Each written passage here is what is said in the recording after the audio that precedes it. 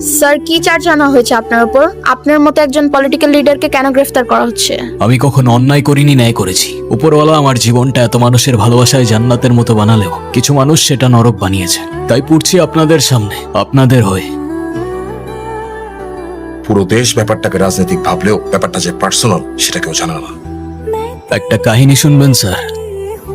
বলেছিলাম তো আজকে তোমার জন্য অনেক সারপ্রাইজ থাকবে। Well, thank you so much. শুক্রিয়া। পৃথিবীটা কত সুন্দর, তাই না?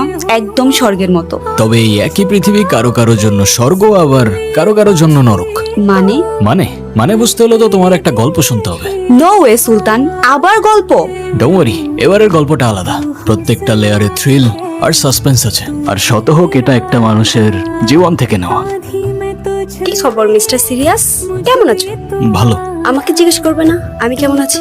আচ্ছা, ব্যাপার না, চলো ঘুরতে যাই। আরে আমি তো তোমাকে আগেও বলছি আমি ওরকম না। ওরকম না মানে? কেমন না? আরে আমি তো তোমাকে সত্যি অনেক ভালোবাসি। আর আমি তো তোমাকে ভালোবাসি না, কতবারই তো বলছি তোমাকে। আমি আমাকে বিরক্ত করো না প্লিজ। আরে তোমার সমস্যা কি? তুমি সবসময় এরকম রোবটের মতন থাকো কেন? কারণ আমার লাইফটা রোবটের মতো, তাই এখন আমি যাই।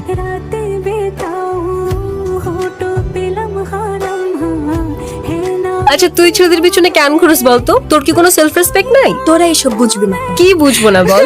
কোথায় তোর পিছনে ছেলেরা ঘুরবে আর তুই কিনা একটা ছেলের পিছনে পড়ে আছিস?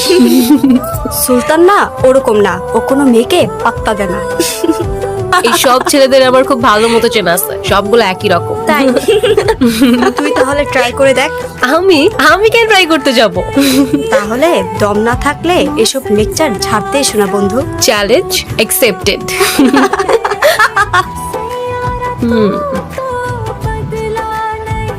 আপনি? আমি ঐশী। Thank you. Thank you. Okay, এগুলো ওদের জন্য? হ্যাঁ, আমি তো ওদের প্রতিদিনই খাওয়াই। ইমপ্রেসিভ।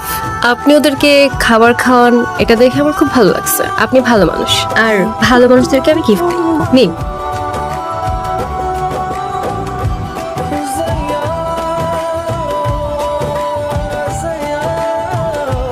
রিয়েল লাইফ পলিটিক্সের সাথে মিল রাখতে হবে। রিয়েল লাইফ পলিটিক্স মানে গোজামিল দিতে হবে। হ্যাঁ তোর এই তুই ওকে কবে থেকে চিনিস? এই গতকাল থেকে। কেন? মেয়েটার মধ্যে প্রবলেম আছে শুনছি, ওর থেকে একটু দূরে দূরে থাকিস।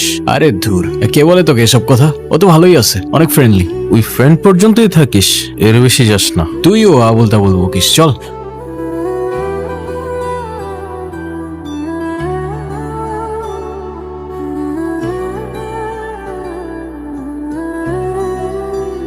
হ্যালো বাবা। আপনি কোন ছেলে?